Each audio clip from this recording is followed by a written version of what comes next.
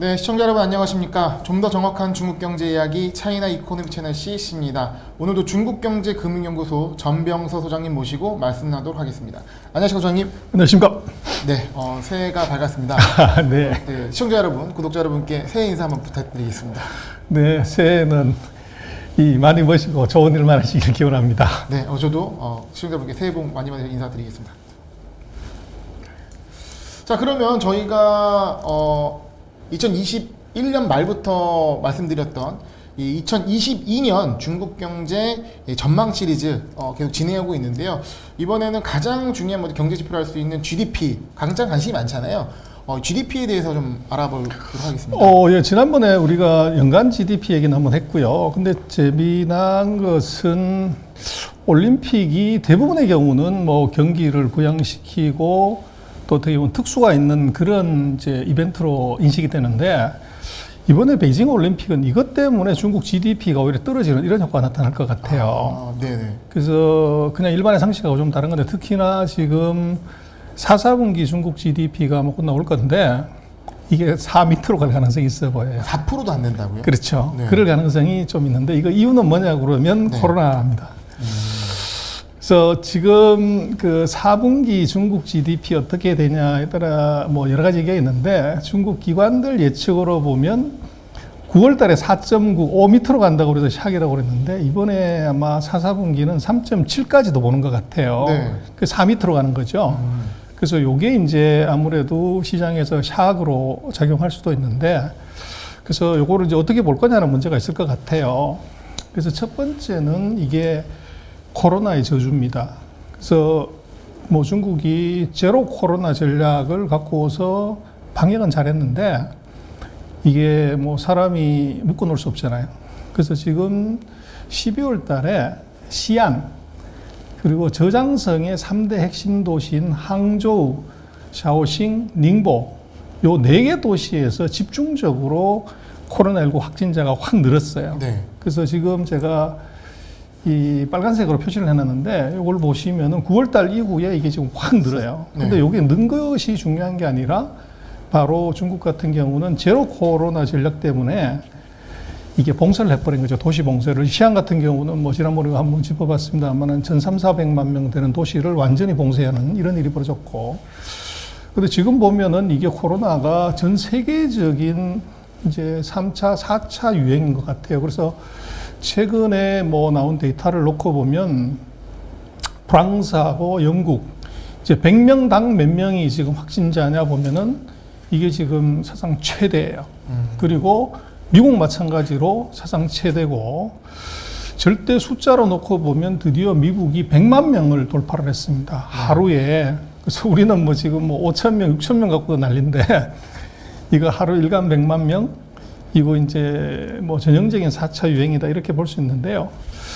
근데 이제 조금 주목할 것은 100만 명이 확진이 됐지만 이게 사망률을 보면 이게 높지 않아요. 네. 오히려 지금 미국이나 뭐 이런 이제 주요 국가들이 확진자 수는 폭증을 하는데, 그 신규 사망자 수는 오히려 떨어지는, 그래서 요게 조금 다르다는 거죠. 백신 효과라고 봐야 될까요? 그래서 백신 효과일 수도 있고, 이제 새로운 그 바이러스가 아마 치사율이 낮다는 거죠. 그래서 감염은 많이 시키지만 이게 사람이 사망에 이르기까지는 못하게 하는. 오미크론 변이가. 그렇죠. 네. 그 이유가 있는 것 같아요. 네. 그래서 이제 미국이 그렇게 하는데, 지금 이제 중국 같은 경우는 이 시진핑 주석이 제로 코로나 정책, 그래서 뭐 도시를 폐쇄하고 마을을 폐쇄해서라도 이제 안정화시키겠다. 요게 이제 굉장히 강했는데, 그것을 확진자 수 자체를 제로로 만들겠다. 그렇죠. 예. 그래서 요건 이제 베이징 올림픽 요거 때문에 그렇죠. 근데 문제는 아까도 보셨습니다만 전 세계적으로 이것이 확진자가 늘어나는데, 과연 이거 제로 코로나 정책이 맞는 거냐. 그래서 이게 지금 이게 오미크론이지만 그 사이에 보면 알파, 델타 뭐 이제 계속적으로 변종이 생기는 거죠. 그래서 이것이 절대적으로 사회적인 이제 통제력을 갖고서 막는다는 것은 분명히 한계가 있는데, 이게 한번 뱉어놓은 얘기를 다시 이제 뭐 집어넣긴 굉장히 어려운 문제가 있죠. 그래서 위드 코로나로 전환을 해야 되는데, 이게 뭐 중국의 특성상 이게 쉽지가 않다는 거고. 근데 이것이 이제 만들어내는 문제가 있습니다. 그래서 지금 뭐 2월 4일부터 20일 사이에 그 베이징 올림픽이 열리죠. 요게 실제로 베이징 올림픽에서 수여하는 메달의 사진입니다. 네. 그래서 뭐 장자코 연칭 여기서 이제 열리게 되는데, 물론 개막식은 이제 북경도 올림픽 경기장 거기서 하고 되고요. 근데 요걸 하려고 이 북경에서는 코로나가 단 한 명도 발생하지 않아야 된다. 그래서 어젠가 아ren가 보면 뭐 뉴스에도 보면 이 선수단이 오더라도 이것은 폐쇄 루트로 간다. 공항에서부터 픽업해가지고 이제 이 경기장까지 그대로 외부 접촉이 없이 가게 만드는. 그럼 사실 이제 올림픽 하게 되면 선수단이 이제 뭐 경기 끝나면 뭐 지역도 돌아다니고 뭐 술도 그렇죠. 먹고 뭐 이렇게 하는데 그런 것도 다 그죠, 다 어렵겠네. 막아버리는 거죠. 그 경기만 그렇죠. 그래서 이게 지구촌의 축제가 아니라 그냥 와서 경기만 하고 가라는 건데. 예.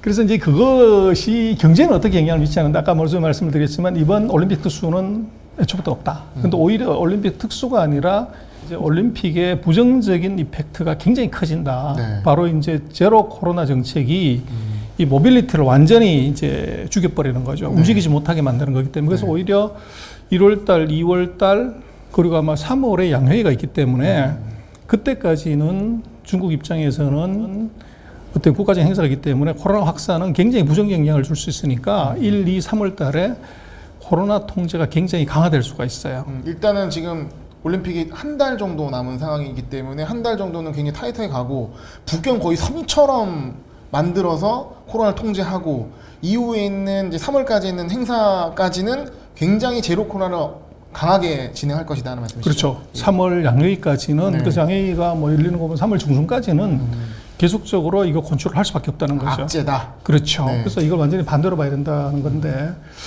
그래서 이제 조금 다른 것은 이제 모빌리티의 저주가 있는 건 분명한데, 이게 GDP가 4밑으로 내려가게 되고, 문제는 지금 보시면은 제가 화살표를 해놨습니다만은 실물 경기 GDP가 떨어지는데 투자, 소비, 수출 놓고 보면 투자 4.8 지금 뭐 금년 들어 최저고요.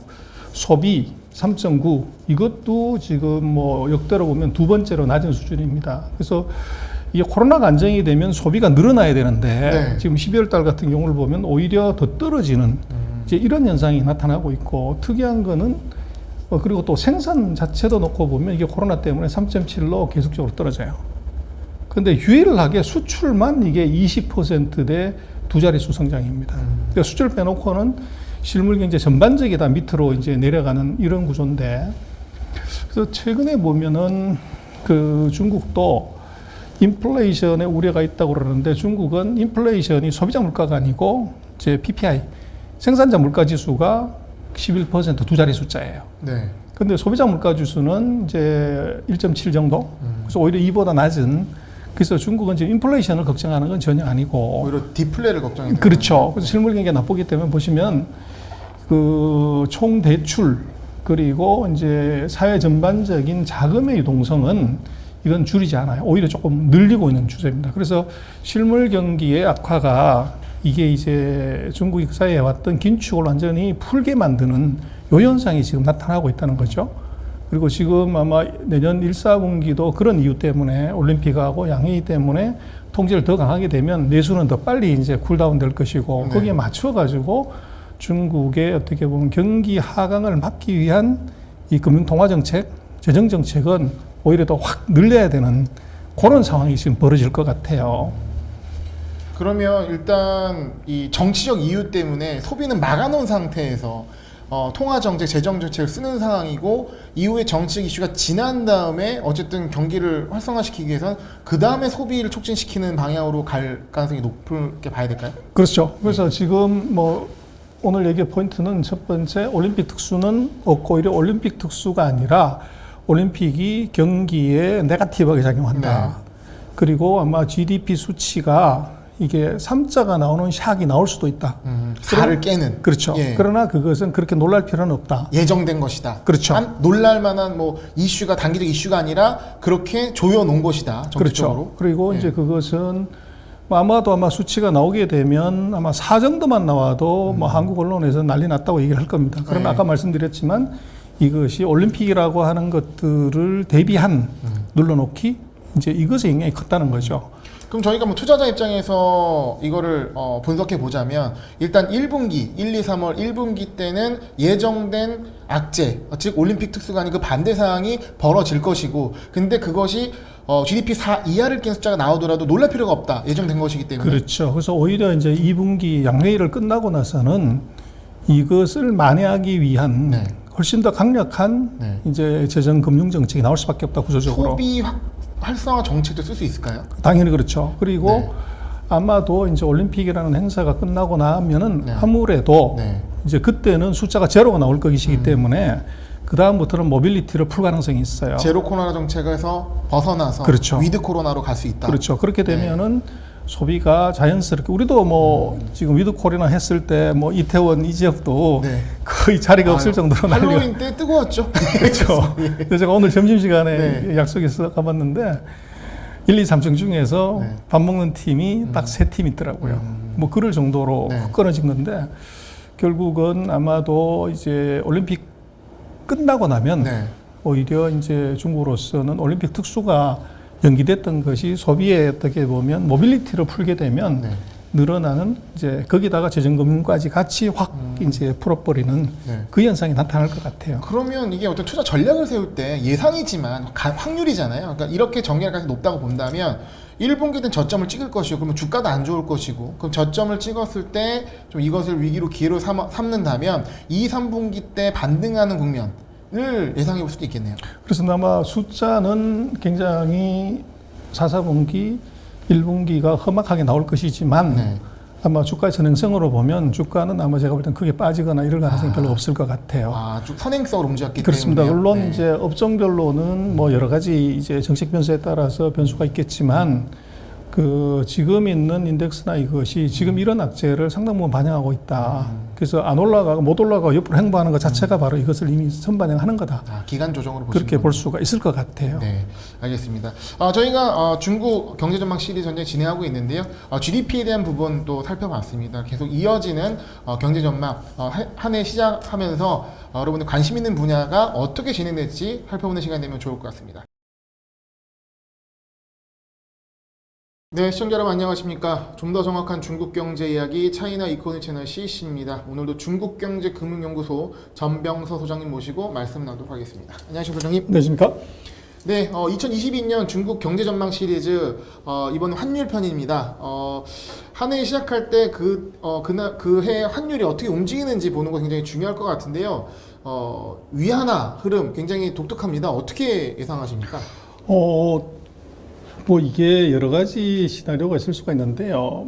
문제는 이게 달러가 강세로 가게 되면 위안화는 당연히 약세로 가는 게 정상이죠. 근데 금년 하반기를 놓고 보면 달러가 강세로 가는데도 위안화도 같이 강세로 가요. 싼 강세. 그렇죠. 네. 그리고 뭐 이제 여러 가지 생각을 할 수 있지만 중국이 뭐 헝다 문제부터 시작을 해가지고 뭐 여러 가지 악재가 많은데 그 외국인 자금은 오히려 중국으로 몰려 들어가고 있는 미국이 뭐 기술 규제 뭐 여러 가지 규제를 하고 있는데 외국인 자금은 계속적으로 늘고 있다. 외국인 자금이 수입된다는 거는 그만큼 또 위안화 가치가 올라가는 부분이고 오히려 위안화 가치가 올라갈 거기 때문에 사는 부분도 있을 것이고 뭐 그런 것도 있을 수가 양쪽으로, 있고요. 예. 그래서 뭐 미국이 그렇게 제시하는 최근에 보면은 테슬라가 실적 발표해가지고 주가들도 올라가고 뭐 이제 이렇게 했지만 네. 이게 전기자동차라고 하는 첨단 기술이 중국으로 흘러가면 안 된다. 이게 미국의 전략인데 네. 재미난 것은 미국 정부가 지금 이 신장 위구르의 인권 문제를 갖고 중국을 계속적으로 제재하고 또 이제 비난하고 있는데요. 테슬라가 신장 위구르에다가 전시장을 냈어요. 테슬라 전시장을. 네. 그래서 트럼프 대통령 같은 경우는 이제 첨단 기술 다 빼라고 그러는데 이 앨런 머스크는 샹하이에다 기가 팩토리를 지었고 지금 바이든 대통령은 신장 위구르를 제재하고 있는데 앨런 머스크는 거기다가 이 자동차 전시장을 냈다. 그래서 네. 이건 결국은 이게 개인 기업들의 이해관계하고 국가의 전략하고 이게 상충이 됐을 때 자유민주주의 국가가 이걸 국가 전략을 민간 기업한테 강요하거나 이럴 수 없다는 게 이게 또 한계인 것 같아요. 그리고 뭐 중국에 대해서 제재를 하고 자본 통제를 해야 되는데 이게 돈은 계속 좀 몰려 들어간다. 그래서 그렇게 놓으면 이 money는 애국심이 없다. 그렇게도 볼 수 있을 것 같은데요. 어떻게 보면 우리가 너무 어떤 이념에 사로잡혀서 판단하게 되면 이런 냉정한 이 자본주의 사회의 어떤 이런 것들 못 쫓아갈 수 있다는 것도 생각해 볼 수 있겠네요. 그렇습니다. 예. 뭐 우리 기준으로 보지만 미국 기준으로 보면 그렇다는 거고요. 그래서 지금 네. 보시는 것이 이제 그 누런색이 요게 달러 지수입니다. 그 달러 지수가 강세로 가게 되면 이게 이론상으로 위안화는 약세로 가야 되는데 네. 이게 강세로 갔어요. 그래서 6.67에서 지금 6.35까지 이제 계속 강세로 가는 특이한 상황이 벌어졌고, 그리고 이제 이게 뭐 중국의 위안화는 이거는 어떻게 결정이 되냐고 그랬을 때 우리처럼 시장의 수급에서 결정되는 게 아닙니다. 그래서 환율은 전일 종가에다가 복수통화 바스켓에 가중치를 넣고, 네. 그리고 아주 재미난 것 하나가 경기 대응 인수라는 게 있어요. 이거 민은행이 자기 마음대로 넣었다 뺐다 하는 겁니다. 이렇게 하는 건데, 그래서 2015년에 그 환율을 자유화한다, 이제 이런 이름으로 바로 전일 종가 플러스 복수통화 바스켓에 복수통화 바스켓 요 제도를 도입을 했어요. 하다가 이제 환율이 요게 이제 확 절하가 되니까 거기다가 경기 대응 인수라는 것을 집어넣었어요. 약간 관리 변동 환율제 정도로 봐야 될까요? 그렇죠. 네. 그렇게 하는데 거기에 정부가 자기 마음대로 할 수 있는 요소를 하나 더 집어넣은 거죠. 그래서 환율을 살짝 절상을 시켰다가 네. 그리고 이제 절상이 되니까 경기 대응 인수를 또 뺐어요. 네. 뺐다가 네. 다시 이제 절하가 되니까 다시 집어넣었다가 그리고 절상이 되니까 이제 2020년 10월 달에 다시 요걸 뺐어요. 그래서 이제 얘기는 지금 중국의 위안화 강세는 이것은 그 외환의 수급이나 경제적인 이슈는 아니다. 정부가 집어넣은 이 경기 대응 인수 플러스 복수통화 바스켓에 요것의 변화다, 이렇게 일단 봐야 될 것 같아요. 네. 그래서 지금 왜 이게 달러 강세인데 위안화도 강세가 됐냐고 그러면 네.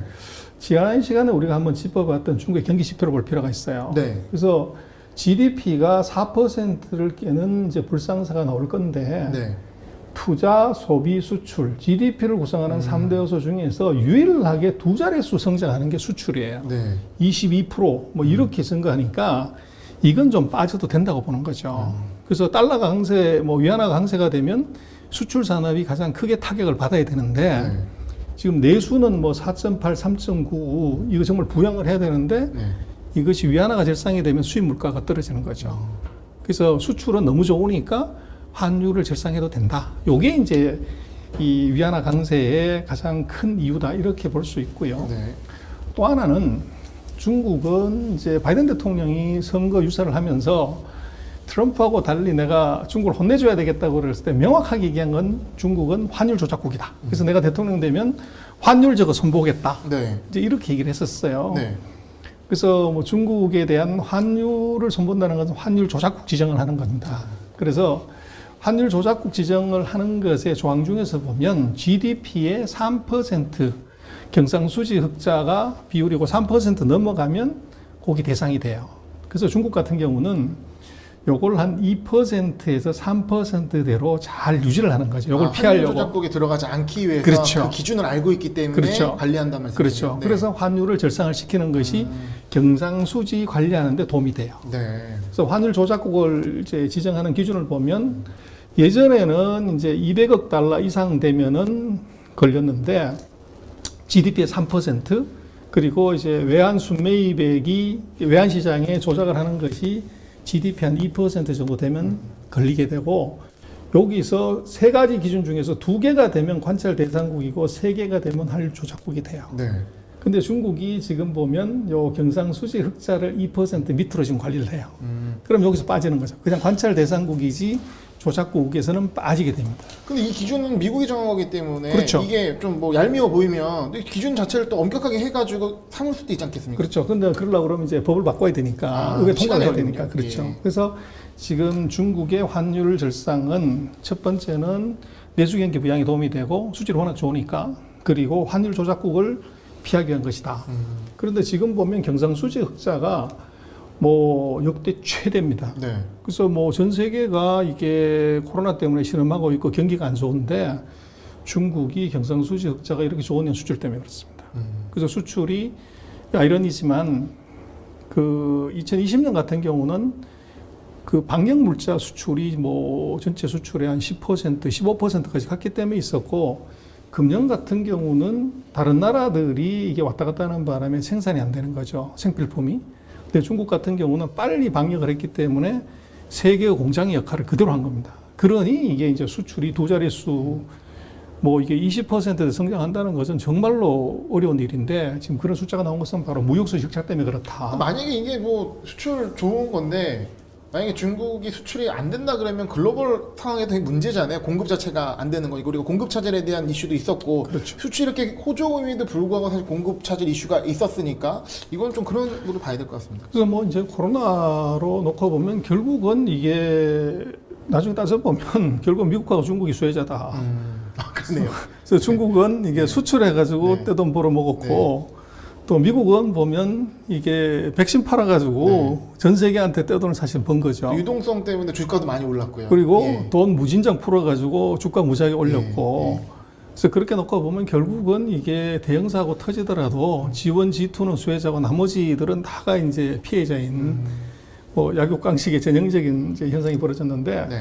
어쨌거나 하여간 지금 중국은 무역 수지 흑자가 크게 늘어난 건 코로나 효과다.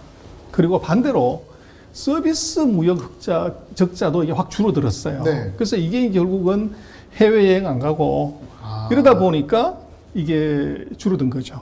그러니까 전체적인 이제 흑자가, 현상 흑자가 이제 늘게 되는 이제 이런 상황이고, 그러다 보니까 환율을 좀 절상을 하더라도 네. 뭐 크게 경제가 타격을 받지 않는 그런 현상이 나타났고, 그리고 지금 중국 같은 경우는 이제 증시 개방을 확대를 해야 되는 문제가 있어요. 그래서 미국이 아직 얘기는 하고 있지 않지만 그 사이에 2017년부터 중국은 RQP를 늘린다든지 또 채권 투자를 늘리게 한다든지 뭐 MSCI 지수 편입이나 FTSE 지수 편입 이런 것들을 4년 동안 굉장히 많이 해왔어요. 그래서 보면은 지금 그 외국인 자금 계속 들어오고 있는데, 첫 번째는 보면 미중의 국채금리 차이가 여전히 커요. 그러다 보니까 뭐 리스크 프리하게 이제 그 채권을 사도 돈을 먹는 문제가 있고, 그리고 오른쪽 차트를 보시면은 외국인 자금, 주식 플러스 채권 두 개 합친 걸 보면 2020년까지만 해도 채권 쪽에 자금이 많이 들어왔어요. 네. 근데 지금 2021년을 놓고 보면 맨 오른쪽 보시면 노란 게 그 외국인 주식 자금인데요. 이게 지금 역대 최대로 많이 들어오죠. 그래서 미국이 뭐 아무래도 외국인 투자 중에서 미국이 많은데, 결국은 중국의 리스크를 입으로는 위험하다고 얘기를 하지만 돈은 이거 계속 들고 들어온다는 겁니다. 그러니까 어떻게 보면 채권 같은 경우는 금리 차나 때문에 들어왔다가 보면 이 주식 같은 경우는 싸 보인다는 거잖아요. 그렇죠. 싸 보이고 펀더멘털적으로 괜찮으니까 또 기회를 봐서 들어온 것 같습니다. 그래서 하여간 M-money는 애국심이 없다. 그래서 지금 이제 놓고 보면 전 세계가 그 코로나 3차 확산, 4차 확산 때문에 고민하는데, 이게 위안화 강세하고 영향이 있다는 거죠. 그래서 코로나가 확산이 되면 될수록 아이러니하게도 위안화는 강세로 간다. 수출이 너무 잘 되기 때문에. 네. 그래서 그게 경상수지를 줄이기 위한 어떻게 보면 이제 수단이기도 하고, 또 내수를 상대적으로 물가를 안정시키기 위한 방법일 수도 있고, 또 그러다 보니까 외국인 자금은 절상이 되기 때문에 계속적으로 돈이 들어오는 그런 효과가 지금 나타나고 있습니다. 그리고 이제 또 놓고 보면 이제 위안화 절상의 뭐 이유 중에 하나를 놓고 보면 미중 전쟁이에요. 그래서 지금 이게 뭐 중국어로 돼 있긴 합니다만은, 빨간색이 이제 요게 미중 전쟁이 있었던 때고, 파란색이 미중이 그 소황 상태에 들어갈 때, 그래서 이 미중이 빨간색으로 전쟁을 하고 있을 때는 환율이 다 절하가 됩니다. 네. 그래서 이게 보복 관세라든지 무역에다가 압박을 주기 때문에 중국은 그걸 상충하려고 환율을 절하시켜서 보복 관세만큼을 이제 어떻게 보면 완화시키는 거죠. 네. 그러다가 이제 둘이서 뭐 G20 정상회담을 한다든지 1차 무역 합의를 한다든지 바이든하고 통화를 하든지 이러면 환율을 다시 절상을 시켜요. 그래서 이게 결국은 미중이 통상 문제에 대해서 어떻게 보면 싸우지 않으면 그러면 환율은 절상을 시킨다. 네. 그리고 싸우면은 이것을 이제 어떻게 보면 보완하려고 절하를 시켜버리는 그런 특징이 나타난다는 거죠. 그래서 그러니까 지금 일관된 흐름이네요. 그렇습니다. 최근 이제 한 6개월 1년 사이를 놓고 보면 바이든 집권하고 나서 미국하고 중국이 통상 문제 갖고 싸운 적이 별로 없어요. 그러니까 미국은 오히려 이제 금융을 갖고 시비를 걸까봐 환율을 오히려 절상을 시켜놓는 이런 특징이 전형적으로 지금 나타나는 거죠. 일반적으로 변동량제라고 하면 어떤 펀더멘탈에 뭐 수출이나 수입에 대해서 결과물로 나오는 건데 지금 말씀하신 거 보게 되면 오히려 중국은 환율을 조절해가지고 그렇습니다. 결과를 만드는 그렇습니다. 바로 활용하는 예 그렇게 그래서 이제 느껴집니다. 많은 분들이 중국 환율 어떻게 되냐? 그런데 이것은 펀더멘탈을 보면 안 된다. 아, 예. 미중의 통상 압력, 네. 중국의 무역 수지 흑자, 또 내수 경기 요 세 개의 변수로서 봐야 되는 것이지 그 외환의 수급으로 보는 것은 아니다 그렇게 보여질 수 있고 그래서 보시면은 G20 정상회담 1차 합의 미국하고 중국하고 이제 그 통화 그리고 그 화상으로 정상회담 이런 걸 할 때 기준을 100이라고 놓고 보면 다 절상을 시켜놨어요. 네. 그래서 안 싸우면 이건 절상시키고 싸우면 이제 절하시켜 버리는 요 특징이 중국한테는 확실히 있다.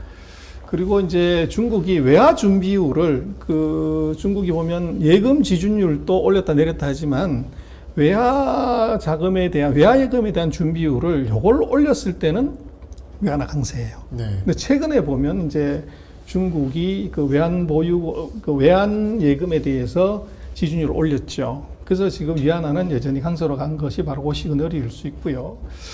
그래서 지금 이제 2022년을 놓고 보면 중국으로서는 이게 달러 채권 만기가 역대 최대로 많이 들어옵니다. 네. 그래서 뭐 헝다 문제들 있고 하지만 뭐 이런 상황에서는 중국 입장에서는 이제 위안화 강세가 달러 채권 만기에서는 이제 굉장히 유리한 거죠. 그래서 그런 측면에서도 지금 달러 강세를 그대로 그 위안화의 강세를 그대로 유지하는 이유 중에 하나는 이런 것도 있다. 채권 만기가 가장 많이 돌아온다는 것, 이것도 이제 생각할 수가 있고요. 그래서 최근에 보면 중국이 복수통화 바스켓을 약간 조정을 해요. 그래서 최근에 보면은 이제 달러 비중을 살짝 높이고, 네. 그래서 그 얘기는 뭐냐고 그러면 환율을 절하할 가능성이 좀 있다는 거죠. 지금 달러가 계속 뭐 금리 올려고 하면 달러는 계속 강세로 가야 되니까 강세 통화를 많이 넣는다는 것은 이제 위안화의 약세 전환을 노리고 있다 이렇게 볼 수 있죠. 그래서 첫 번째는 복수통화 바스켓을 조정을 했고 그리고 구조적으로 하여간 미국이 금리 인상하게 되면 달러 강세로 가기 때문에 뭐 이론상으로 보면 이제 중국의 위안화는 약세로 가야죠. 이론상은 그렇죠. 예. 그리고 이제 미국하고 중국이 뭐 싸우는 것 중에서 하나는 정치적인 변수가 있죠. 지금 네. 바이든 지지율이 중간 선거가 있는데 이게 지금 뭐 트럼프의 수준에 거의 근접할 정도로 지지율이 떨어져요. 오바마보다 훨씬 떨어지고 있고 그래서 이렇게 되면 바이든은 중국을 때려야 됩니다. 그래서 아까도 말씀을 드렸지만 미국하고 중국이 싸우면은 환율은 절하시키는 것이고 안 싸우면 절상을 시키는 것이 특징이에요. 근데 지금 아마도 내년도 같은 경우는 중간선거 전에 미국은 반드시 중국을 때려야 정치적으로 이득이 있기 때문에 그 때린다고 하면 환율은 절하가 될 가능성이 있다. 그렇게 볼 수 있죠. 그리고 중국이 이제 긴축을 지금 완화를 할 조짐을 보이고 있습니다. 뭐 그렇게 되면 당연히 환율은 절하가 돼야 되는 것이고요. 그래서 2022년의 위안화는 최근 이제 한 8개월간 지속적으로 강세를 보였지만 내년도 위안화 환율은 강세보다 약세로 갈 가능성이 있다. 그래서 지금 보시면은 2016년 이후에 달러 지수 평균이 96 정도였는데요. 요 레인디였을 때 위안화 밴드는 대략 6.65에서 7 사이예요. 네. 근데 지금 이제 6.3이면 굉장히 낮은 거죠. 지금 선물 지수도 6.3에서 6.4까지 살짝 반등한 그렇죠. 으로 나오고 있는데요. 정말 이게 추세적으로 대세 하락을 상당 기간 끌었네요. 그렇죠. 예. 그래서 지금 2022년의 위안화 환율에 대해서는 그런 몇 가지를 우리가 짚어봤습니다만은 이제 미중의 이 전략적 경쟁 상황 그리고 중국 내부적인 이제 경기 문제 이런 것들을 감안해서 보면 추가적인 절상보다는 이것은 오히려 약간 절하가 되는 그리고 그 절하의 실링을 보면 물론 달러의 강세하고 영향이 있겠지만 한 6.65까지도 이것이 0.3 정도 또 이제 절하될 수 있는 가능성, 네. 그건 충분히 있다. 그래서 그 작년 하반기처럼 그렇게 추세적인 강세보다는 오히려 이 약세 쪽으로 바꾸는 트렌드, 이제 그렇게 봐야 될 것 같아요.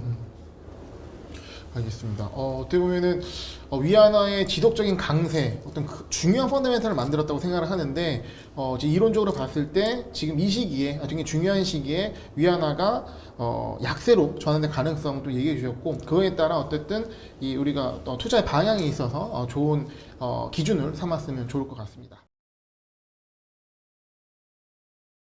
시청자 여러분 안녕하십니까. 좀 더 정확한 중국 경제 이야기 차이나 이코노미 채널 CC입니다. 오늘도 중국경제금융연구소 전병서 소장님 모시고 말씀 나누도록 하겠습니다. 안녕하세요 소장님. 안녕하십니까? 날씨가 어마어마하게 춥습니다. 아니, 뭐지 따뜻해 보입니다. 네, 또 추위 때문에 어쩔 수 없이 따뜻하게 입었습니다. 좋습니다. 저희가 2022년 중국 경제 전망 시리즈 진행하고 있는데요. 오늘 굉장히 중요한 부분인 것 같습니다. 물가편을 준비했는데 최근에 저희 시장의 조정 이유도 연준의 긴축에 대한 부분이 좀 우려가 커서 그런 건데 연준이 긴축하게 된 원인이 바로 물가 아니겠습니까? 그러니까 물가 상승이 높기 때문에 인플레에 대한 우려로 긴축을 하는 건데 중국은 인플레가 아니라 디플레를 걱정한다는 게 참 의아하거든요. 네. 어떤 부분인가요? 그렇죠. 이게 뭐 미국의 인플레이션의 또 이유 중에 하나는 중국에 코로나가 있죠. 그 미국 자체 이제 생산 차질이나 항만, 부두, 하역의 문제도 있고 또 거꾸로 이제 중국에서의 생산 차질이 이게 생필품에 이제 공급을 원활하게 못하는 그런 이유가 같이 있습니다. 그래서 미국은 지금 뭐 인플레이션 때문에 금리를 뭐 3번 올리네, 4번 올리네 이러고 있지만 이 중국은 거꾸로 지금 디플레를 걱정하는 이제 그런 상황입니다. 한번 보시겠습니다. 네. 그래서 서로 다른 전쟁인데요. 왼쪽에 보시는 차트가 CPI 소비자 물가입니다. 지금 미국 7% 가는데 중국은 1.5% 정도 수준입니다. 좀 떨어지는 이제 살짝 반등했다가 떨어지는 추세고. 그래서 작년 말, 그러니까 2020년 말 이제 21년 초에는 마이너스였어요. 디플레였다는 거죠. 그리고 이제 PPI를 보면 미국, 중국 다가 이제 빨간색이 미국이고 노란색이 중국인데 다 이제 올라갔습니다. 그래서 9%, 10%대 굉장히 올라갔고요. 그러다 보니까 PPI는 뭐 미국이든 중국이든 다 올라갔는데 문제는 이게 왜 CPI는 미국은 폭등하고 중국은 1% 되냐. 네. 그게 이제 문제는 답은 중국은 음식료 먹는 거, 미국은 에너지 때문이다. 이게 CPI는 소비자 물가 지수고 그렇죠. PPI는 생산자 물가 지수인데 그렇습니다. 생산자 물가 지수는 미, 중이 큰 차이는 없고 소비자 물가 지수에서 굉장히 이게 벌어져 있는 그런 부분을 말씀하셨네요. 그래서 지금 이제 미국 같은 경우는 뭐 지금 기름부터 시작해서 에너지 가격의 폭등이 29%. 그래서 이게 이제 뭐 PPI를 올리는데 제일 큰 영향을 미쳤지만 문제는 몇 번 우리가 이 물가 얘기하면서 중국의 CPI 구성을 얘기를 했습니다만은 이 중국의 CPI 구성 요소 중에서 음식료 먹고 마시고 이게 제일 비중이 커요. 네. 근데 이게 지금 마이너스 1.2 정도입니다. 그래서 빠졌다는 거죠. 그러다 보니까 나머지 올라간 것들을 다 상쇄하고도 이게 남는 그런 일이 벌어졌고 그래서 결국은 이게 이 중국은 돼지를 잘 봐야 되고 지금 미국은 이 에너지를 잘 봐야 되는 이제 그런 문제가 생깁니다. 그래서 중국의 CPI가 이제 1.5, 지난달 2.3에서 1.5로 떨어져 1% 떨어진 제일 중요한 이유는 식품이 마이너스 1.2가 나왔다는 거예요. 그리고 비식품은 2.1이고요. 이제 코어 CPI는 이제 1.2 정도고. 그래서 1%대 물가다. 그러면 이건 이제 진짜 디플레 걱정해야 되는 거죠.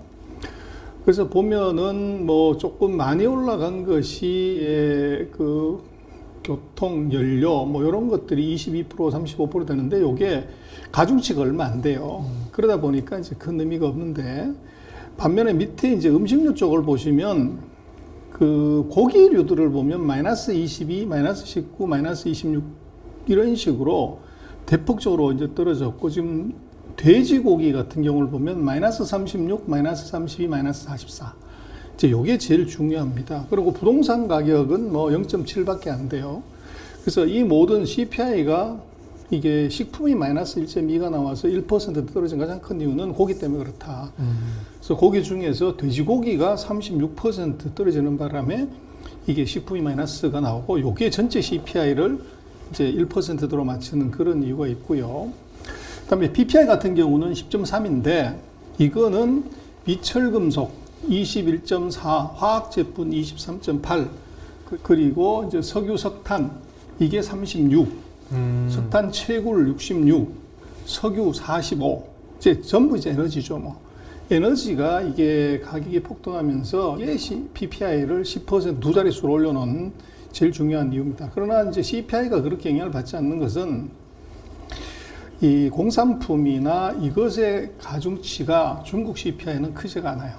그래서 미국은 이게 크기 때문에 이제 확 올라간 건데, 그래서 이게 근본적으로 다른 것이고, 그래서 앞으로 어떻게 될 거냐인데, 지금 중국의 CPI는 내년도 같은 경우는, 금년도 같은 경우는 2%대 갈 것 같아요. 지금 1.5지만 조금 올라갈 것 같은데, 그래서 뭐 상저하고 상반기에는 좀 낮은 1%대를 유지하다가 하반기 때 2%를 넘어가는 이런 상황으로 예상이 되는데요.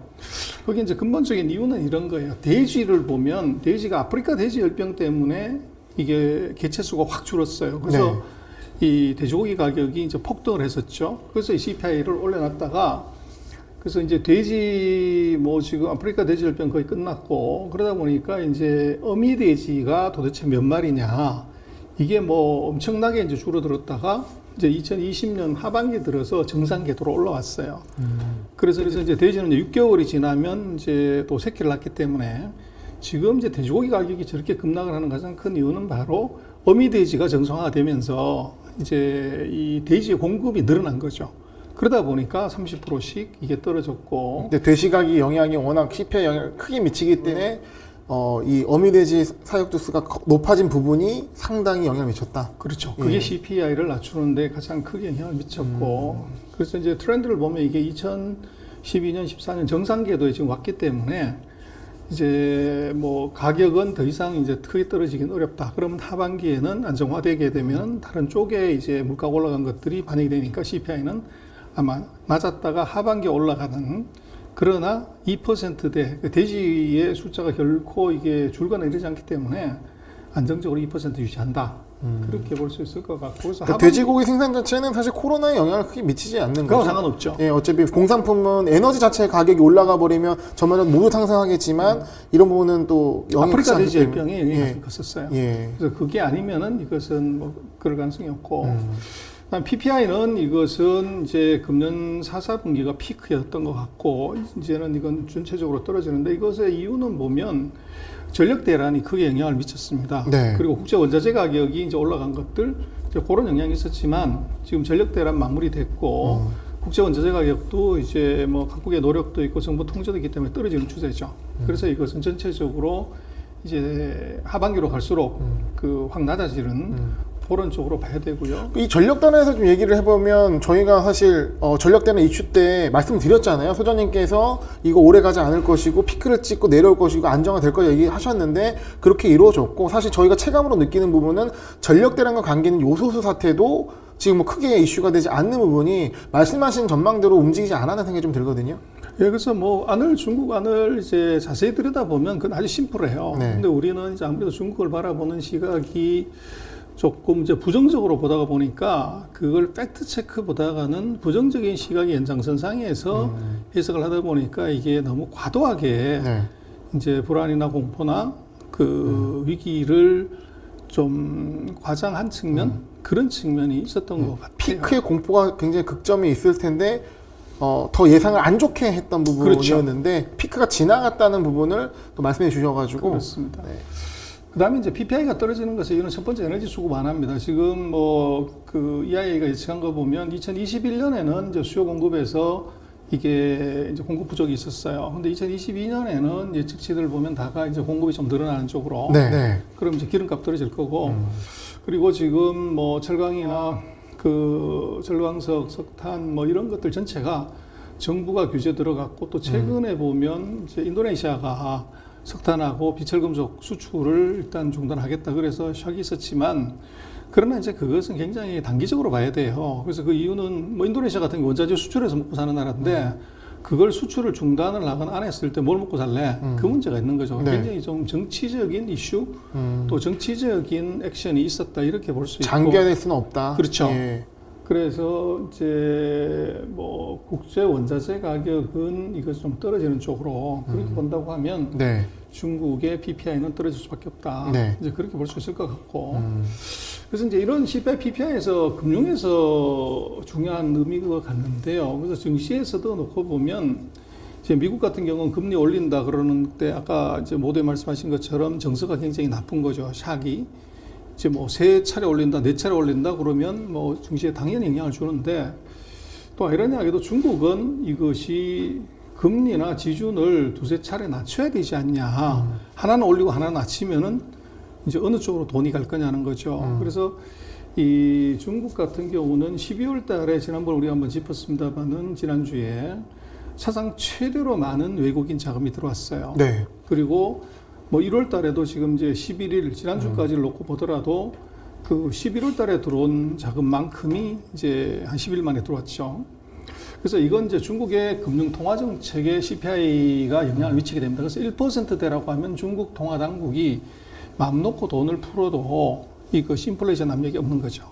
그래서 그게 이제 의미가 있는데 지금 보면 PMI하고 경기하고 그 중국 전체 총 대출하고 6개월 정도 시차를 놓고 그려보면 이게 굉장히 비슷해요. 그래서 이제 PMI가 그 저점을 쳤던 그 시점하고 그 사회 총 대출이 요게 바닥을 쳤던 시점 6개월 정도로 뒤로 당기면 그게 이제 거의 비슷해지는데 그렇게 놓고 보면 금년 하반기부터 사회 총 대출이 약간 늘어나요. 그렇게 되면은 이제 지금 이제 중국으로 놓고 보면 그 자금에 대한 경색 문제를 생각해서 통화든 지준이든 뭐 이것들을 좀 늘리는 쪽으로 방향을 잡고 있기 때문에 지금 오히려 그 금년 4분기, 작년 4분기, 금년 1분기가 가장 월스트 케이스가 되고 돈을 풀면서 조금 더 위로 가는 이제 그런 상황이 예상이 될 것 같아요. 그래서 네. 금융 완화가 이게 이 기대가 된다. 그리고 이제 이미 M2 같은 경우는 이제 12월 달 이때부터 약간 풀어놓기 시작하는 그런 쪽으로 왔고, 그래서 경제공작회의에서 그 적정한 정도의 이동성을 공급하겠다. 그래서 중립적이다 하는 말하고 이게 약간 뉘앙스가 이미 달라진 거죠. 그래서 중국 같은 경우는 이제 미국과는 달리 이게 CPI가 낮기 때문에 물가 자극을 이제 돈을 풀더라도 쌓는 그런 이제 지금 상황이 벌어졌어요. 네. 그리고 최근에 이제 외국인들 같은 경우가 이제 중국 주식을 많이 사고 있는데 보시면 그 지난주까지인데요. 그 12월 달 월간입니다. 자금유입을 보면 12월 달에 사상 최대로 830억 위안 정도가 들어왔고 지금 이제 1월 달 11일까지의 자금유입도 보면 거의 11월 달 그 전체보다도 거의 비슷한 수준까지 지금 들어와 있어요. 그래서 외국인 자금이 왜 이렇게 들어오냐 하는 것은 바로 그거죠. 미국은 올리고 중국은 떨어뜨린다. 그리고 미국은 전기를 놓고 보면 이제 피크 치고 이렇게 하강 국면에 들어가 있는데 중국은 이미 이제 바닥 근처에 와 있다는 거죠. 네. 그래서 그 저점에서 줍자. 네. 이제 그런 정서가 스마트 마니들한테 지금 있는 겁니다. 저도 최근에 리포트를 봤을 때 기존의 어떤 이제 그 중국에 들어오는 자금이 채권, 그러니까 국채 수익률 자체가 차이가 크기 때문에 많이 들어왔었는데 최근에 들어오는 자금은 주식시장으로 많이 들어온다고 하더라고요. 그만큼 중국 주식시장이 싸 보인다라는 의미로 외국인들이 들어오는 거 그렇죠. 봐야겠죠. 그래서 요 예. 차트는 이건 주식시장 자금이 채권이 네. 아니고 그런 게 있고요. 그래서 또 하나 놓고 보면은 이제 코로나인 것 같아요. 그래서 지금 뭐 미국 같은 경우에 하루 일간 확진자 수가 100만 명까지도 올라가는 지금 왼쪽 차트에서 보시면은 확실한 3차 유행이 지금 있어요. 네. 그리고 이것이 더 지금이야 뭐 그렇지만 더 확산이 되게 되면 이건 필연적으로 실물 경제에 영향을 주죠. 또 미국 같은 경우는 뭐 강제적으로 뭘 하기 어려우니까. 근데 반대로 보시면 오른쪽이 우리 위에 있는 파란 색깔의 한국입니다. 우리도 지금 2주 동안 난리를 쳐가지고 이게 좀 떨어뜨려 놨는데 네. 중국은 하루에 뭐 많을 때 한 250명 정도.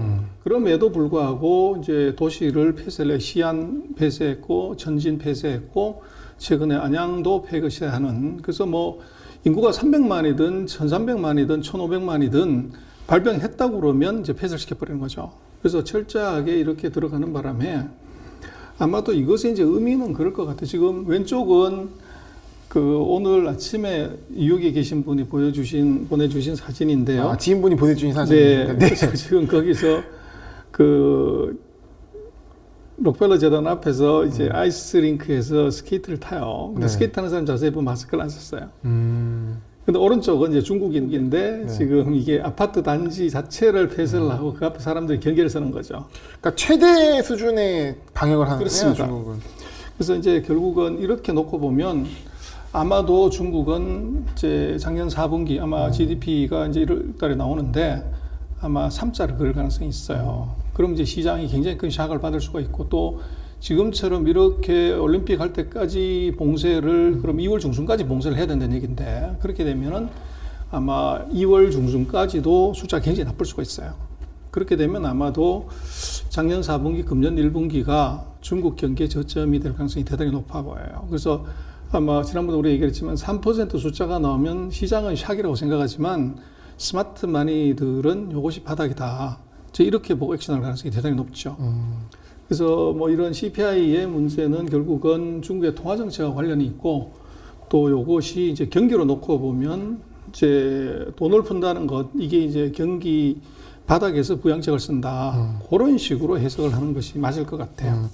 그럼 여기서 저는 두 가지 정도 여쭤보고 네. 싶은데요. 그러니까 사실 이제 전망하신 부분이 중국의 이제 PPI 그리고 이제 미국의 CPI 이 부분이 중요할 것 같은데 중국의 PPI가 어느 정도 이제 안정화가 된다고 이제 가정을 하신 부분이 있기 때문에 그러면 미국의 CPI도 물가 상승이 어느 정도 좀 수그러들 가능성이 있다고 봐야 될까요? 기를 봤을 때. 뭐 충분히 그런데 시간이 걸릴 겁니다.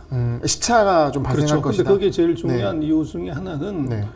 그 세계적인 수급의 문제보다도 네. 미국이 저런 식으로 70만 명, 100만 명의 확진자가 계속 나오게 되면 미국 내에 이 유통, 네. 물류 이게 문제가 되는 거죠. 그거 거기서 또 한 번 또 생기기 그렇죠. 때문에. 그래서 이제 외부 환경 변수는 아마도 뭐 1분기, 2분기 넘어가게 되면 저것은 이제 밑으로 먹을 가능성이 높지만 네. 이 미국 자체적인 이제 유통에서는 이게 외부 문제가 아닌 내부 문제 때문에 이게 쉽게 떨어지지 않는 네. 그런 문제는 뭐 당연히 있을 것 같아요. 그리고 두 번째 여쭤보고 싶은 거는 이제 통화 정책의 차이인데 그러니까 미국은 이런 부분 때문에 긴축으로 좀 더 강하게 가는 것이고 근데 사실 좀 그러니까 이 말씀을 듣고 이해하기 어려운 부분이 어떻게 글로벌한 미국과 중국인데 한쪽은 긴축을 계속하고 한쪽은 지금 굉장히 많이 쪼여놨기 때문에 이후에 어떤 통화 완화 정책을 펼 것이다 예상을 하고 있지만 그렇게 쉽게 오지는 않거든요. 그래서 이제 그거를 조금 따져봐야 되는데요. 네. 미국은 지금 이번 코로나 사태에 1930년대 거의 100년 만에 최대 규모의 돈을 풀었어요. 그래서 자산을 사주는 것도 최대였고 그다음에 통화량을 늘리는 것도 100년 만에 최대예요. 네. 그러다 보니까 이것이 이제 물가가 올라가게 되면 돈 반드시 집어넣어야 되는 거죠. 안 넣었을 때 이제 하이퍼 인플레이션의 리스크가 너무 크기 때문에. 그리고 이제 중국 같은 경우는 이게 우리가 그 사이에 몇 차례 설명을 했지만 입으로는 우리는 절대 빨리 커브를 돌지 않겠다.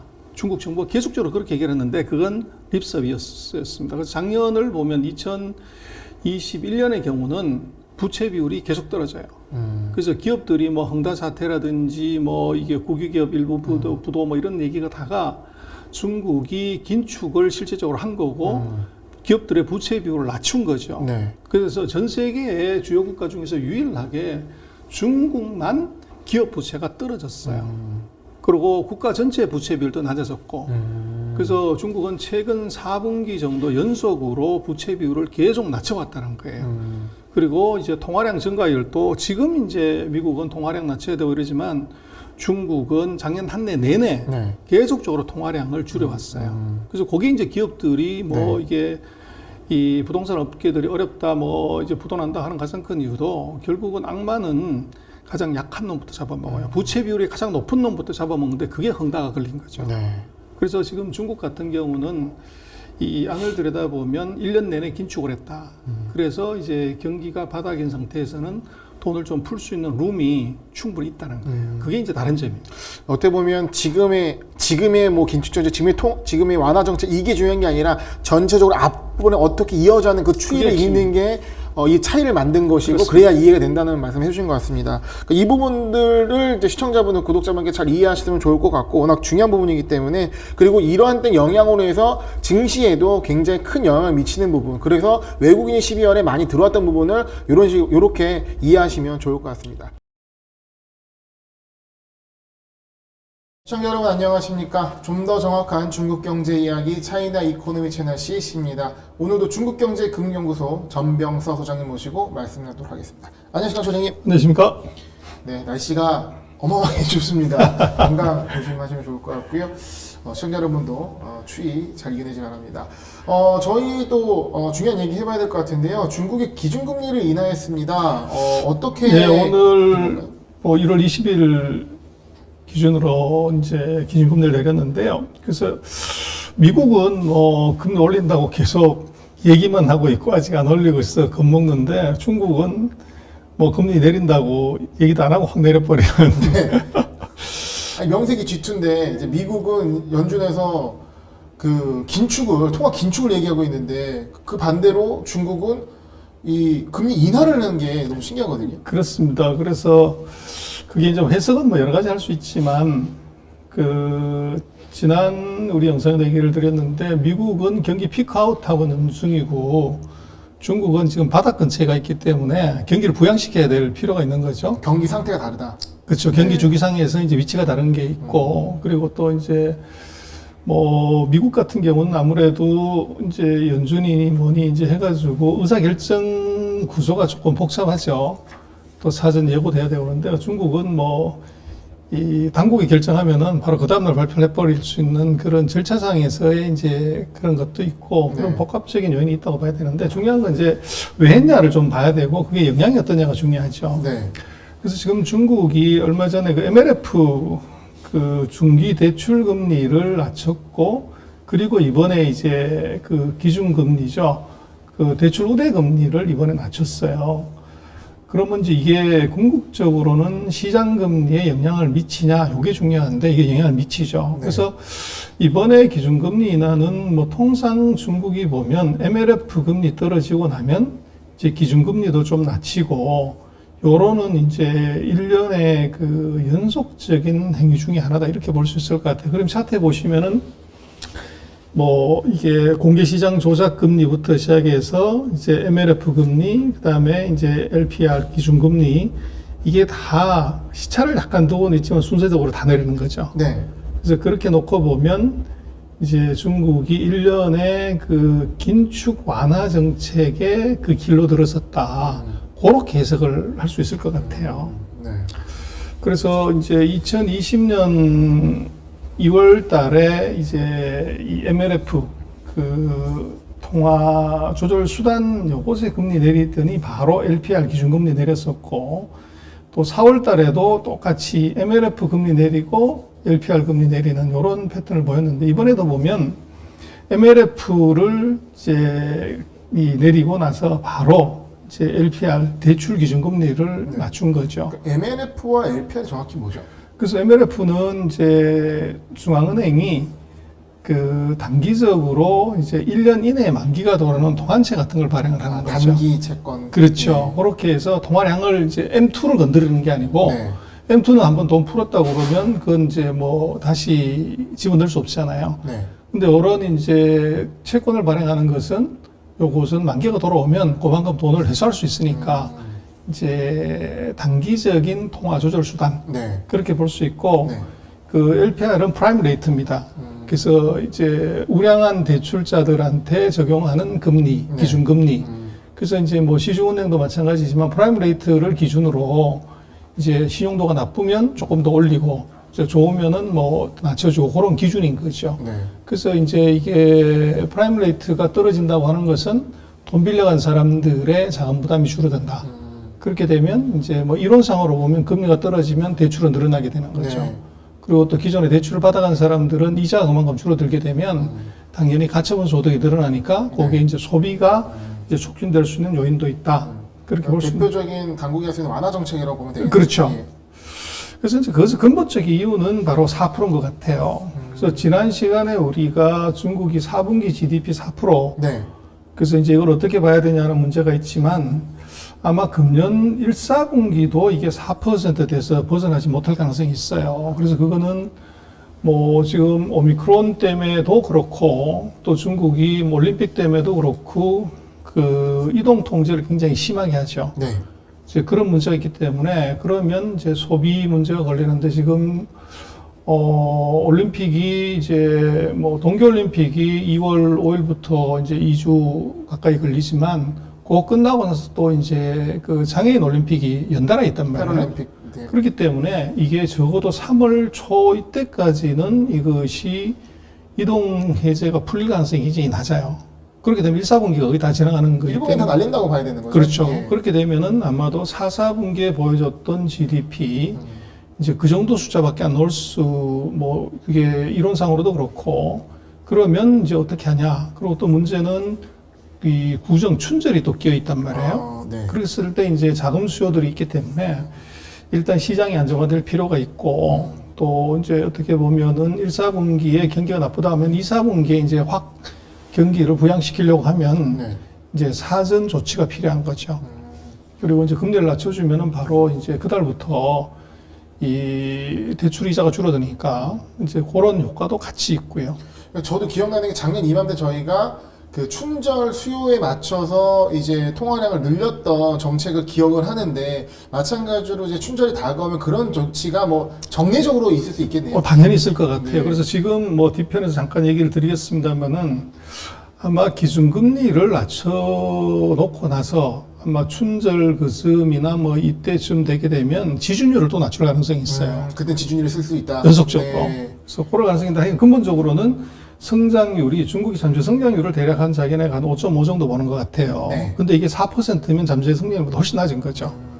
그래서 이제 그런 이유가 있고, 그래서 뭐 기준금리, 이게 대출금리이기 때문에 이걸 낮추면 금융비용은 이제 떨어지게 되죠. 그래서 그 프라임 레이트 기준으로 봤을 때 가중평균 대출금리가 추세적으로 같이 떨어져요. 그래서 이걸 낮춰준다고 하는 것은 이제 대출자들의 금융비용 부담이 줄어든다. 그렇게 볼 수 있고, 또 여기 이제 기준금리를 낮추는 것을 하나 보면 그 제조업 대출이나 SOC 대출이나 뭐 가계대출이나 이게 전체적으로 작년 하반기 이후로 다 증가율이 툭 떨어져요. 그러니까 이제 이것은 조금 대출을 늘려도 되는 거고, 또 대출을 늘리게 하려고 그러면 금리를 좀 낮춰주는 것이 이제 대출을 늘릴 수 있는 어떻게 보면 유도하는 이제 그런 기준이 되는 거죠. 그래서 지금 놓고 보면 뭐 중국말로 돼 있긴 합니다만 이게 뭐냐면 중국이 새로운 통계 중에서 하나는 사회 전체적으로 이게 자금 조달을 어떻게 했냐는 게 나오는데, 그 빨간색, 파란색, 회색 요게 보면 2021년 2, 3, 4 요렇게 되는데 전부 이게 다 떨어집니다. 증가폭이 다 떨어지기 때문에 사회 전체적으로 이게 이미 이제 어떻게 보면 대출 수요가 줄어든 상황이기 때문에 뭐 금리를 이걸 좀 낮춰준다고 해가지고 이게 급작스럽게 이게 대출이 확 늘어가지고 무슨 이제 사회적인 문제를 일으키는 이럴 가능성이 별로 없다는 거죠. 그래서 요게 이제 좀 차이점이고, 그리고 특히나 이제 이렇게 대출금리를 낮추게 되면 부동산 가격이 움직일 수가 있어요. 근데 여기 이제 중국이 최근 이제 몇 달간에 부동산 가격을 이제 때려잡았고, 이게 이제 완전히 완화 단계에 들어갔기 때문에 이 대출금리를 좀 낮춰주더라도 부동산의 과열 우려는 이제 없는 거죠. 그러니까 좀 왜곡된 시그널을 주는 수준은 아니다. 그렇죠. 네. 그래서 이제 그 사이 지금 보면은 그 1년 만기 이제 대출 금리 요거는 이제 뭐 중간에 내렸지만 빨간 색깔이 5년 만기예요. 그래서 5년은 요건 이제 주택 장기 대출에 영향을 미칠 수 있는데 요거를 이제 예를 들면 작년 12월 달 같은 경우는 손을 안 댔었어요.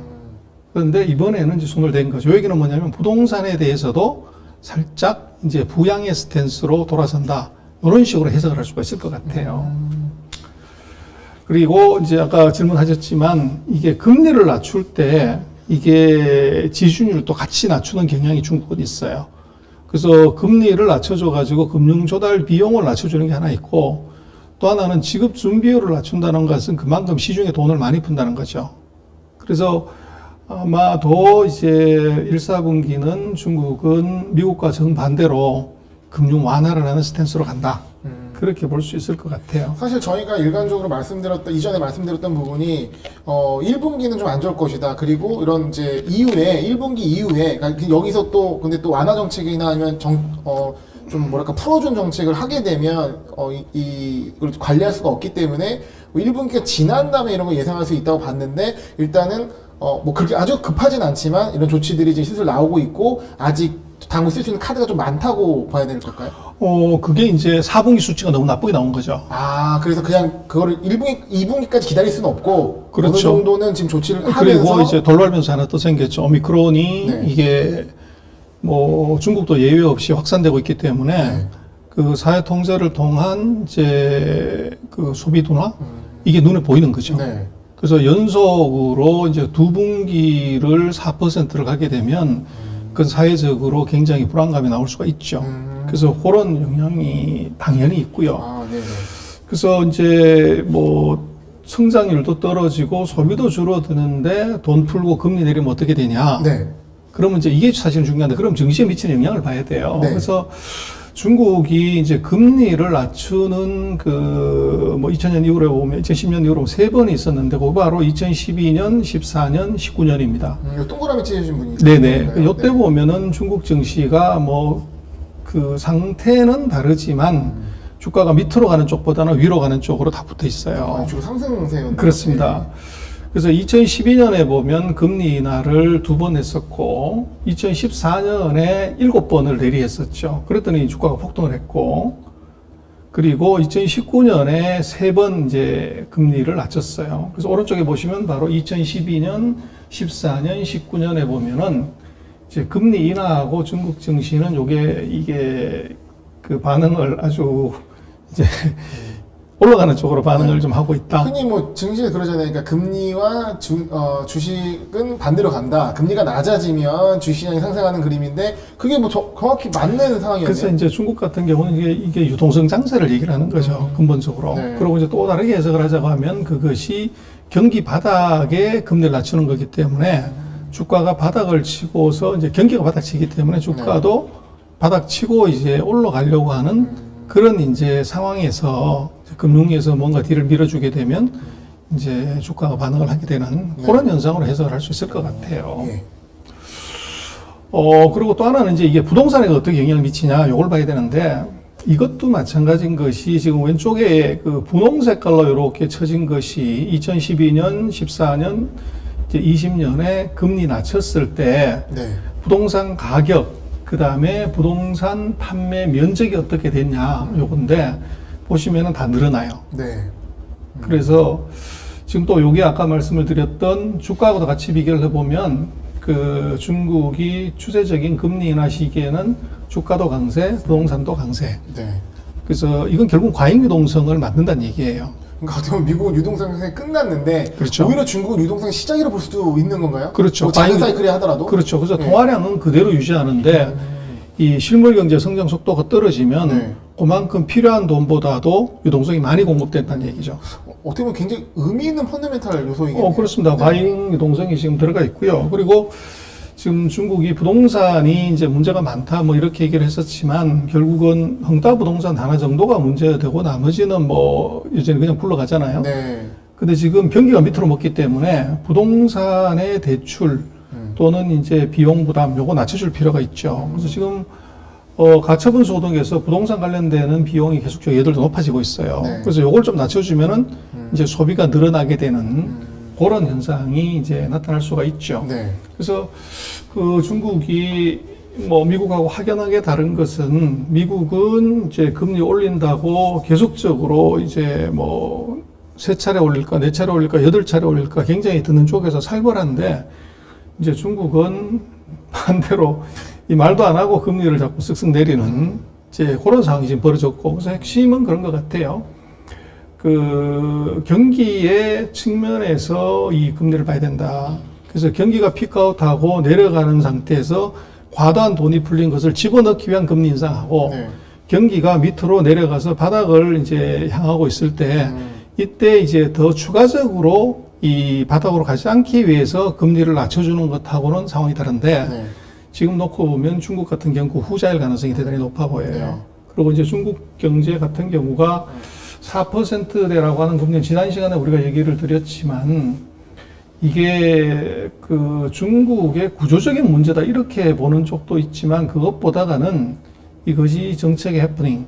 그러니까 예를 들어서 전력 전기기 생산이나 송전을 제한함으로 인해서 생산 활동이 안 돼가지고 생기는 문제. 일시적인 문제. 그리고 이제 코로나 방역을 더 세게 하고 또 올림픽이라는 이벤트 때문에 제로 숫자를 맞추기 위해서 무리한 방역. 이게 결국은 이제 GDP를 떨어뜨리는 그 효과가 작년 4분기, 금년 1분기일 수 있다는 거죠. 그래서 그렇게 놓고 보면 중국 같은 경우에 그 금리 인하, 이것은 증시에서는 이것은 아까 말씀하셨지만 마이너스보다는 플러스 요인으로 그렇게 볼 필요가 있고, 또 이제 금리 인하 이후에 경기가 4% 돼서 위로 올라간다고 하는 회복 시간을 봐야 되고, 그때 이제 어느 섹터가 경기 회복을 주도하는 거냐, 이제 그쪽을 포커스하는 게 맞을 것 같아요. 네, 뭐 그런 쪽에 대한 얘기도 추후에 드리도록 하겠습니다. 그렇습니다. 네, 지금까지 중국의 기준금리 인하 왜 했고 증시에는 또 어떤 영향을 미치는지 살펴봤습니다. 투자하시는 분들, 시청자분들께 의미 있는 얘기가 됐을 거라 생각합니다. 시청자 여러분 안녕하십니까? 좀 더 정확한 중국 경제 이야기 차이나 이코노미 채널 CC입니다. 오늘도 중국경제금융연구소 전병서 소장님 모시고 말씀 나누도록 하겠습니다. 안녕하세요, 소장님. 안녕하십니까? 네, 중국의 4분기 GDP가 발표됐습니다. 4%로 나왔는데요. 중국의 성장 저희 어떻게 봐야 될까요? 그래서 뭐 지금 해석이 여러 가지인 것 같아요. 네. 야, 이거 어떻게 미국보다 성장률이 떨어지냐? 그래서 이거 끝났다. 이렇게 볼 수도 있고, 이게 경기의 저점이라서 그런 거 아니냐, 이렇게 해석할 수도 있는데, 저는 후자로 봐요. 저점이다. 저점을 통과하는 중이다. 네. 이렇게 이제 결론 얘기 드리고 싶고요. 그래서 지금 4% 성장률은요, 중국이 그 자기네가 계산한, 민은행이 계산한 거 보면 그 잠재 성장률을 한 5.1에서 5.5 정도를 봐요. 근데 이번에 4%는 뭐 작년 3분기에도 그렇고 이게 잠수성장을 미치예요. 그래서 이거는 굉장히 심각하다 이렇게 볼 수 있는데, 그래서 4분기에 뭐 각 그 예측 기관들이 예측한 거 보면 실제치도 마찬가지고 GDP, 생산, 소비, 투자 뭐 이 수출 하나 빼놓고는 전부 3%, 4%, 5%예요. 중국이 두 자릿수 성장을 하는 것이 기본이라고 생각을 했는데, 이거는 굉장히 이례적인 거죠. 뭐 우리가 3% 이러면 뭐 그럴 수 있어 이러는데, 중국이 3% 이거 진짜 이해하기 어려운데, 또 하나 웃기는 건 수출이 이게 거의 20% 가까이 늘어났어요. 두 자릿수. 그렇습니다. 네. 그래서 수출만 호황이고 네. 나머지는 다 이제 문제인데, 그래서 수출은 코로나 특수입니다. 그래서 전 세계가 이제 코로나 때문에 생산 활동이 안 되는 바람에 중국의 이제 제품을 많이 쓰게 되는 거죠. 그러다 보니까 이게 두 자릿수 증가율이 나타난 게 이게 특징이고, 그래서 이번 그 중국의 4% 성장률의 이 배경은 두 가지, 올림픽, 탄소 중립 두 가지 다. 그래서 이제 봉쇄 지수라는 것이 있는데요. 네. 옥스퍼드 대학이 만드는 건데, 코로나19에 누가 못 움직이게 했냐, 그 정도를 쭉 지표를 갖고 체크를 해보면 일본, 영국, 미국이 있고, 보시는 맨 위에 쪽이 중국이에요. 중국이 2021년에 전 세계에서 가장 센 이제 그 봉쇄를 해버린 거죠. 그래서 그렇게 되면은 당연히 이제 소비가 문제가 되는데, 왜 그렇게 했냐를 보면, 지금 그 오른쪽 차트를 보시면 좋은데, 지금 9월 달 이후에 중국이 이게 코로나 확진자 숫자가 확 늘어났어요. 네. 근데 늘어난 것의 단위를 좀 봐야 되는데, 얼마가 늘어났냐면 왼쪽에 보시면 100, 150, 200인데 단위가 1000이 아닙니다. 그냥 액면이에요. 명수. 그래서 100명, 150명, 200명 예. 이 정도인데, 중국이 이제 시안, 그다음에 천진, 이걸 이제 1300만, 뭐 1500만 되는 도시를 봉쇄를 해버린 거죠. 최근에 기사 보면 베이징에도 오미크론 확진자 나왔다는 얘기인데 네, 맞나요? 맞아요. 네. 하이디엔치 그清华대학 국경대학이 네. 해정구에 있는데 거기서 발병을 했어요. 그 베이징 그렇게 막았는데 터지면 큰 이슈. 그래서 이제 어디서 나타난 게 모른다는 건데, 예. 그래서 뭐 우편으로 그 뭐가 왔는데 거기에 묻어서 왔다 뭐 별 얘기 다 하고 있지만 어쨌거나 그래서 그 하이디엔치 쪽을 네. 봉쇄를 했다고 얘기를 하는 것 같아요. 근데 어쨌거나 중국은 이게 100명, 200명 정도 이렇게 한 것은 이 코로나 확진자 제로 정책. 그래서 이제 이 숫자가 이렇게 나오는 건 사실 중국은 증상이 없으면 여기 통계 안 잡아요. 그러다 보니까 높아진 건데 어쨌거나 지금 이게 제로 코로나 정책 때문에 이 봉쇄 전략을 가져간 것이 문제가 하나 됐고 네. 그게 이제 뭐 소비에는 영향을 줬고요. 또 하나는 이제 이게 그 생산 쪽에서 문제가 생긴 것은 요건 전력하고 이게 그 석탄 문제가 있어요. 그래서 공업 생산하고 전력 사용량을 보시면 요게 4분기에 이제 현격히 제로 근처까지 막 떨어집니다. 네. 그리고 오른쪽 보시면은 이제 전력 생산하고 이제 철광석이라든지 이런 고열량 이제 석탄이죠. 코크스 생산량을 보면 이게 뚝 떨어져요. 그래서 결국은 이것은 중국이 그 탄소 중립을 하려고 목표치 맞추려고 3분기, 4분기에 이제 특히 이제 3분기에 뭐 석탄 생산 축소, 발전 이제 송배전 이거 축소 이런 것을 했는데 4분기에도 그 여파가 남아 있었던 거죠. 그러다 보니까 전체적인 생산이 다 떨어져 버리는 네. 그런 일이 벌어진 것이 이제 중국의 4분기였다고 하면은 네. 그래서 그 뭐 내년은 2022년은 더 어려운 거 아니냐고 그러는데 아마 1, 4분기는 4%대 또 재수 없으면 2, 4분기까지는 4%, 5% 밑으로 갈 가능성이 있어요. 그것은 이제 코로나19가 전 세계적으로 확산이 되어 있고 중국은 올림픽을 이제 2월 달에 시작을 해서 패럴올림픽까지 장애인 올림픽까지 합치면 3월까지 가야 되니까 그 1, 4분기가 봉쇄가 계속 지속될 가능성이 있어요. 그러다 보니까 성장률이 안 높은데 그러나 연간으로 놓고 보면 IMF나 월드뱅크나 OECD나 뭐 중국의 IB들의 컨센서스를 보면 대략 한 5.1에서 좀 높게 보는 데가 5.6 정도를 보는 것 같아요. 네.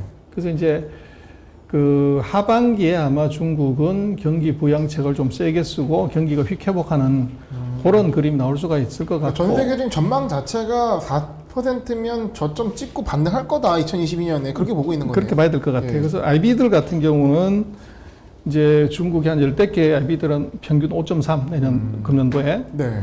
근데 중국으로 놓고 보면은 지금 그 중요한 게 GDP 1%당 고용을 얼마 하냐 이게 중요해요. 그래서 정부가 GDP를 얼마쯤 갖고 갈래 하는 건 이게 제일 중요해요. 그래서 중국은 금년에 대졸자가 1,070만 명인가 사상 최대로 많이 나와요. 그래서 이 사람들을 다 고용시키려고 하면 대략 한 1,200~300만 명 정도를 고용을 해야 되는데 그러려고 그러면 GDP 성장률이 5.2에서 5.7 정도는 돼야 돼요. 그러면 대략 중간값 아마 5.5 정도를 정부가 아마 목표치를 잡고 그걸 맞출 수가 있을 것 같은데 이제 이게 목표가 왜 중요하냐면 사후적으로 나중에 보면 중국은 정부가 제시했던 목표치를 다 근접하게 맞추고 항상 그거보다는 조금 더 높게 맞추는 경향이 있죠. 그래서 중국의 GDP가 얼마냐 하는 것은 정부 목표치 플러스 알파 정도로 이제 보는 게 맞다는 거죠. 네. 그렇게 보면 지금 중국 정부 입장에서는 이 정도 수준으로 가져갈 수밖에 없다. 고용에 대한 수치는 우리 예상할 수가 있으니까 그 고용을 맞춰서 GDP를 맞출 것이기 때문에 그 예상되니까 그렇습니다. 플러스 알파 수치가 하면 이 정도 그렇죠. 5.2에서 5.7 정도 되신다는 거죠. 그렇죠. 그래서 이제 결국은 이거 돈한테 물어보면 되는데 뭐 누가 맞네 틀린 할 필요 없다는 거죠. 돈을 이제 돈 전자를 쓰면 닥터 마니가 이렇게 돼요. 그래서 이 전 박사한테 물어봐라 그래서 나한테 물어보는 건 아니고요. 네. 같은 전 박사님이시니까. 그래서 요거는 닥터 마니한테 물어보면 지금 이제 요게 피델리티가 그 분기마다 조사를 했는데요. 지금 중국 경기가 어디에 있냐 네. 놓고 보면 중국 경기는 거의 이제 바닥에 근접하고 있고 미국 경기는 이제 4분기 기준으로 피크를 치고 이제 내려가는 요렇게 보고 있는 거죠. 아, 이 경기 주기를 말씀하신 게 그 소장님의 생각뿐만 아니라 피델리티 리포트에 나오는 거가 그렇습니다. 미국은 정점 찍고 내려오는 주기고 그렇습니다. 중국은 지금 바닥을 치고 올라가는 주기라는 게 보이네요. 이제 바닥 근처로 가고 있는 거죠. 예. 그래서 중국만 놓고 보면 중국은 대략 이제 그 2021년 3분기 정도가 꼭지였고 네. 4분기가 이제 저점을 향해서 거의 내려가고 있는 거의 다 내려간 네. 그 정도다. 그렇게 이제 보여지는 거죠. 그래서 결국은 이제 스마트마니 돈박사한테 물어보면은 결국은 이제 투자는 언제가 중요하냐 그러면 피크 치고 내려갈 때 투자를 할래? 아니면 바닥 찍고서 올라갈 때 투자할래? 그거는 뭐 아주 심플하죠. 그래서 지금 이제 중국의 경우는 그 FDI를 보면 2021년에 역대 사상 최대로 1,735억 불이 이제 투자가 됐어요. 네. 그래서 실물 경기에서는 이런 일이 벌어졌고, 그래서 이제 우리 같은 경우는 중국이 한 5% 정도 성장하게 되면 굉장히 이제 뭐 위험하다 이렇게 많이 얘기를 해요. 근데 이거는 이제 뭐가 조금 오해가 있냐면 중국의 GDP 규모가 지금 어느 정도 수준이냐면 미국 다음 세계에서 두 번째로 커요. 18조 달러 돼요. 근데 이게 지금 5.6% 정도 성장한다고 그러면 GDP 순증가분이 1조 6천억 달러예요. 근데 네. 우리나라 GDP가 1조 8천억 정도 됩니다. 그래서 중국이 5.6% 성장한다고 하면 우리나라만은 거의 90% 정도, 우리나라 GDP의 90%만한 나라의 GDP가 나랑 하나 더 생긴다고 봐야 돼요.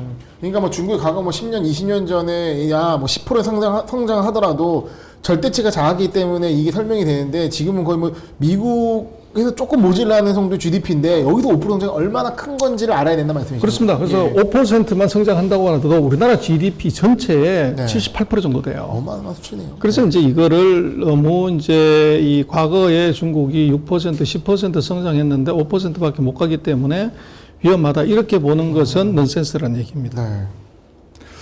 그리고 이제 외국인 자금 뭐 우리가 몇 차례 짚어봤습니다만은 그 12월 달에 사상 최대로 많이 들어왔고 1월 달에도 지금 그 계속적으로 순유입 상태입니다. 그래서 이 얘기는 무슨 얘기냐 그러면 결국은 중국이 성장 절벽이라고 보는 것이 아니라 실무를 하고 있는 기업이나 네. 또는 이제 투자를 하는 그 스마트 마니들은 저점 통과라고 보는 거죠. 그래서 뭐 항상 그렇습니다만은 뭐 새벽에 오기 전에 가장 어두운데 중국의 경기나 상황에 대한 이제 굉장히 부정적인 얘기들이 최근에 많이 쏟아지죠. 네. 그 자체가 이제 중국 경기가 바닥 근처로 가기 때문에 악재들이 많이 나올 수밖에 없는 것이다. 네. 이제 그렇게 볼 수 있고 네. 그리고 이제 스마트 마니들은 그걸 역이용한다는 거죠. 서방 세계가 중국이 위기다, 위험하다, 뭐 성장 절벽이다 이럴 때 돈은 싸들고 들어가는 것이고 또 중국의 다른 우리 영상에서 지금 뭐 설명을 하고 있지만 중국이 금리를 기준금리, 정책금리 다 내리고 있다는 것 네. 이거 자체가 이제 이 경기 바닥에서 부양을 해야 된다. 이런 이제 중국 정부의 어떻게 보면 컨센서스가 지금 있다. 네. 그렇게 볼 수 있고 그거를 스마트 마니들, 닥터 마니는 읽고 있다. 이렇게 보여야 될 것 같아요. 네. 알겠습니다. 중국의 GDP 수치를 보면서 많은 것들을 알 수가 있었는데요. 전반적으로 봤을 때는 이제 저점 통과의 가능성이 높아 보이기 때문에 이거에 맞춰서 이 시나리오대로 좀 투자 계획이나 어떤 시장 전망을 세우시는 게 좋지 않을까 생각을 해봅니다. 소장님 오늘 말씀 감사합니다. 네, 맞습니다.